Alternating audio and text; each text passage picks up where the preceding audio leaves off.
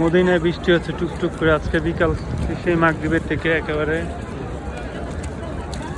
পুরো ভিজা একেবারে, এবং প্রচণ্ড পরিমাণে ঠান্ডা মনে হচ্ছে।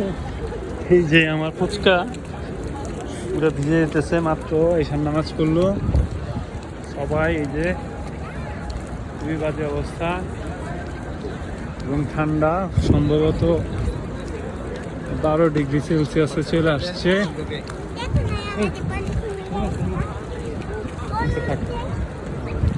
12 ডিগ্রি সেলসিয়াসে চলে আসছে, প্রচণ্ড ঠান্ডা, সব ভিজা কারে চলছি, খুবই বাজে।